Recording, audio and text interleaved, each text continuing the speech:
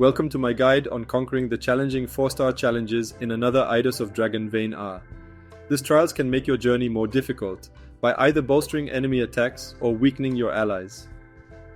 Before we dive in, I'll be listing the timestamps for each specific 4-star challenge in the video description, making it easier for you to navigate to the ones you're interested in.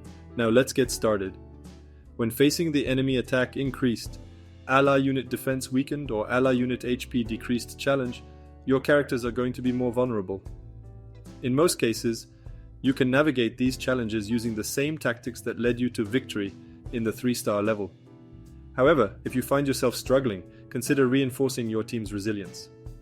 A stronger healer can provide the vital support needed.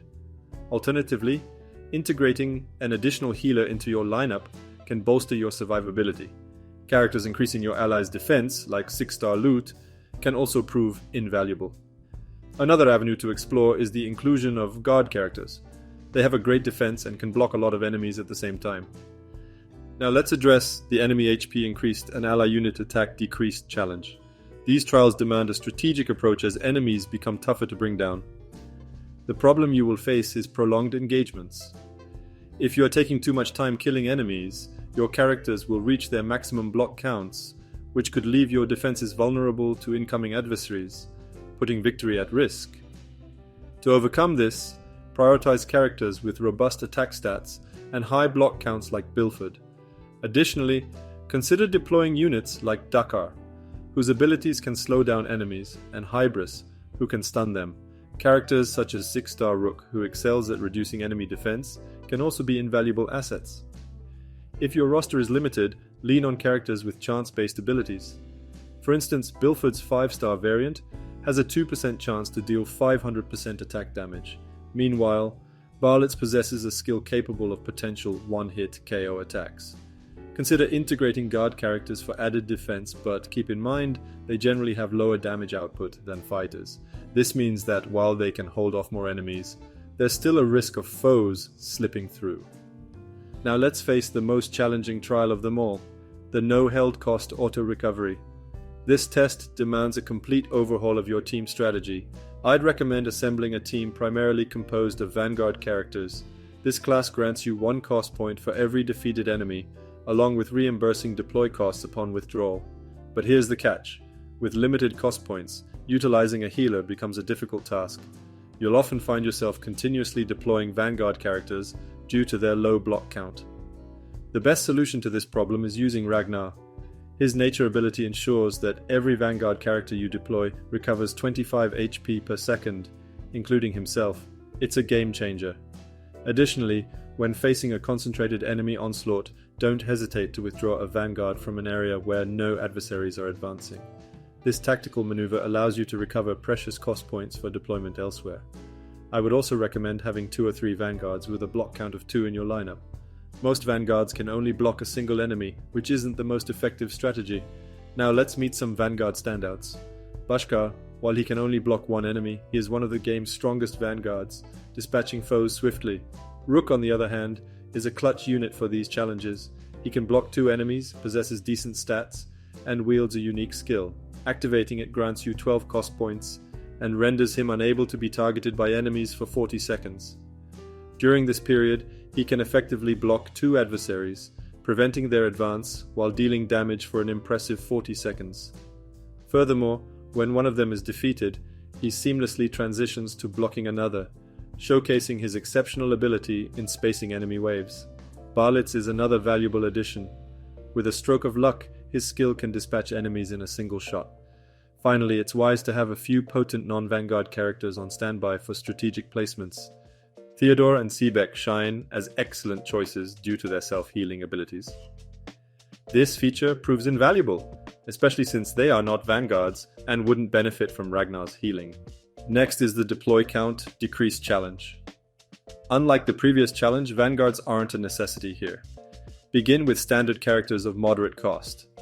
Gradually integrate high-cost, powerful characters into your team, replacing the initial units. Since this challenge limits the number of characters you can field, don't hesitate to swap out weaker units with stronger ones as the battle progresses.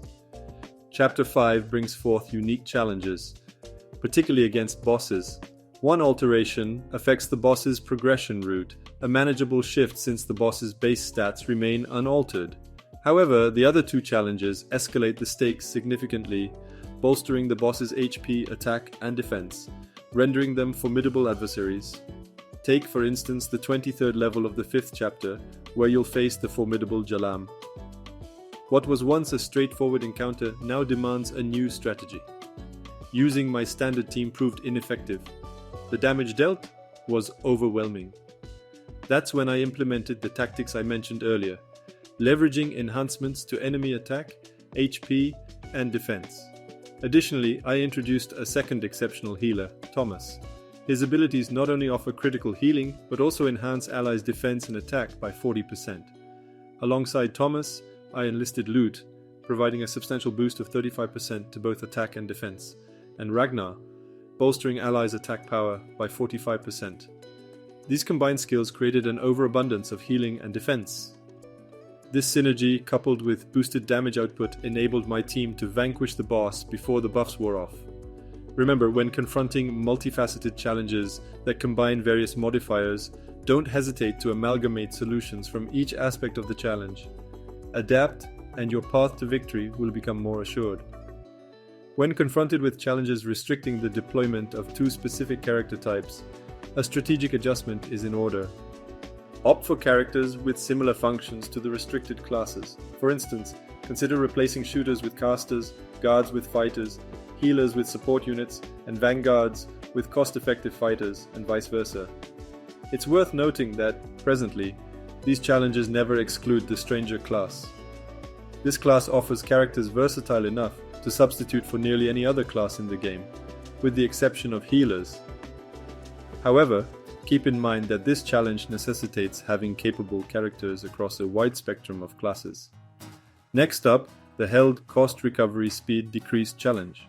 Typically including a few Vanguard characters is sufficient, as they aid in accruing more cost points. Alternatively, consider self-sufficient characters like Theodore or Zebek, who don't rely on a healer. Moving on to ally unit deploy cost Upped.